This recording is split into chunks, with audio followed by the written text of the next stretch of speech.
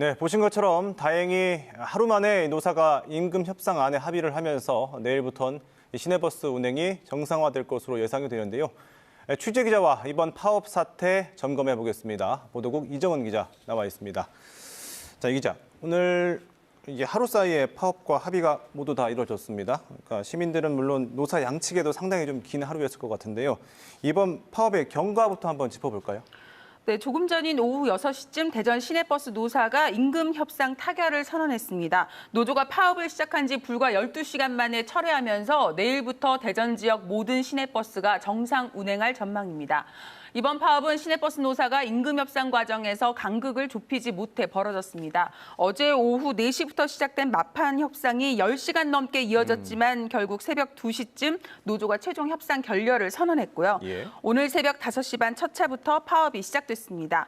대전시가 즉각 전세버스와 관용차를 투입하고 지하철 운행을 늘렸지만 버스 운행률이 평소 절반 수준에 그치면서 출퇴근길 시민들이 굉장히 불편을 겪었습니다. 그러자 오전에는 대전시가 긴급 브리핑을 열어 노조가 협상 초기부터 무리한 요구로 파업을 자초했다며 강도 높은 비판을 하기도 했습니다. 그 뒤 오후 3시부터 시내버스 노사 협상이 재개됐고 오후 5시부터는 파업에 참여했던 일부 버스회사 노조가 업무 복귀를 선언하면서 협상 타결 쪽으로 기울더니 결국 파업이 종료됐습니다. 다행이긴 한데 이번 파업에서 정년 연장 또 유급 휴일 문제 등이 쟁점이 됐었는데 이건 어떻게 해결이 됐습니까? 네, 마지막까지 쟁점이 됐던 부분들인데요. 애초 노조 측은 시급도 4.27% 인상을 내세웠지만 코로나19로 인한 승객 감소로 사측 역시 어려움을 겪고 있는 만큼 이 문제는 조율할 여지가 있다고 한 발 물러서 왔습니다.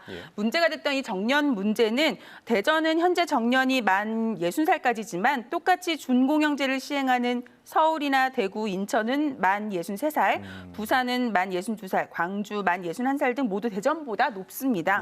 이 때문에 당초 만 65살까지 높여달라고 요구했다. 협상 과정에서 다시 만 62살로 낮췄고 최종 만 61살로 연장하는 데 합의했습니다. 법정 공휴일인 유급휴일의 비근무자에 대한 수당 지급 문제도 의견차를 좁혀 합의했는데요.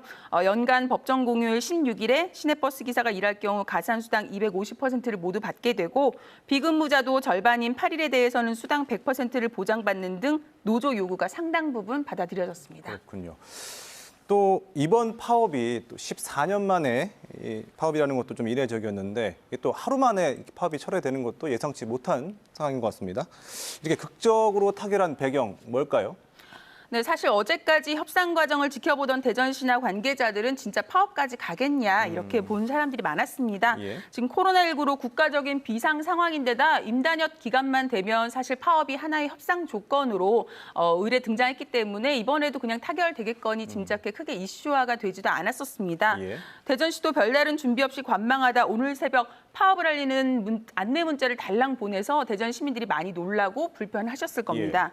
일단 코로나19라는 비상 상황 속에 파업을 이어가는 것이 노조는 물론 사측과 대전시에도 큰 부담으로 작용한 것으로 보입니다.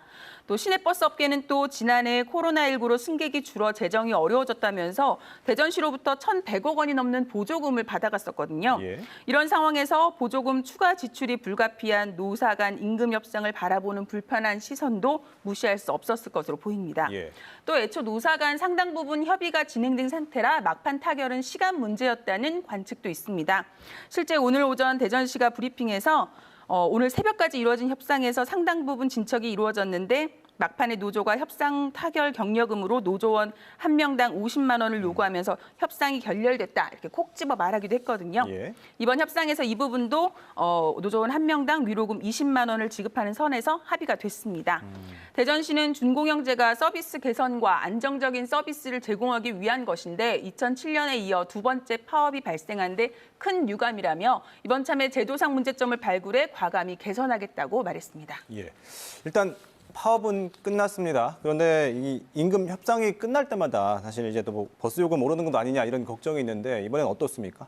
네, 대전시가 오늘 오전 긴급 브리핑에서 지금까지 그러니까 그 당시 시점으로 정리된 노조 요구안에 따라 추가되는 원가가 연간 63억 원으로 추산된다 이렇게 밝혔었거든요.